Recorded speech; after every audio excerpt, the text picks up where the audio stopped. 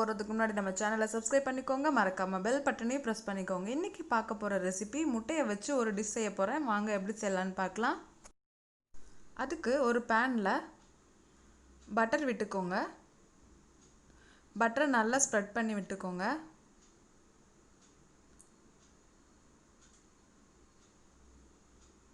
குடமிளகாயை இந்த மாதிரி கட் பண்ணி வச்சுக்கோங்க. நான் இன்றைக்கி 2 கலர் எடுத்திருக்கேன். உங்களுக்கு எந்த கலர் வேணுமோ நீங்கள் அந்த கலர் எடுத்துக்கோங்க. அதில் வெங்காயத்தை இந்த மாதிரி ரவுண்டாக கட் பண்ணி நல்லா செட் பண்ணி விட்டுருங்க.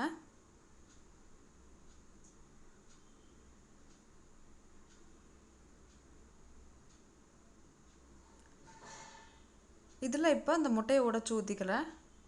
இந்த மாதிரி முட்டையை உடைச்சி ஊற்றிடுங்க. தேவையான அளவு உப்பு சேர்த்துக்கோங்க. தேவையான அளவு மிளகுத்தூள் சேர்த்துக்கோங்க. கொஞ்சம் மிளகாய் தூள் சேர்த்துக்கோங்க.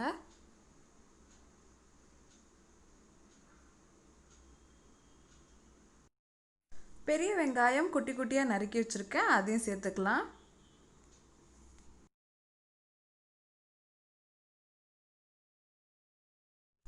குடமிளகாய் கொஞ்சம் குட்டி குட்டியாக நறுக்கி வச்சுருக்கேன், அதையும் சேர்த்துக்கலாம்.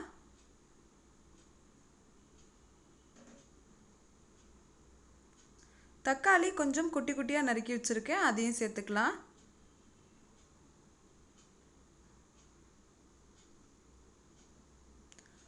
கொஞ்சமாக சீஸ் சேர்த்துக்கிறேன்.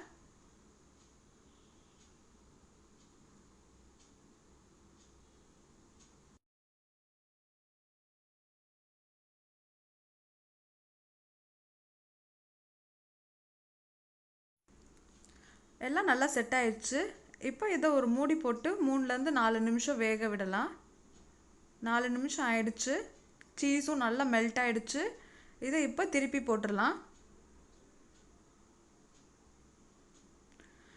நல்லா ஆனியன் அந்த எக்கெல்லாம் நல்லா வெந்துருச்சு.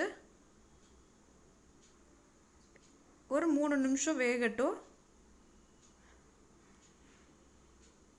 இப்போ இதை திருப்பி பார்த்துடலாம். பாருங்கள், 2 சைடும் நல்லா வெந்துருச்சு.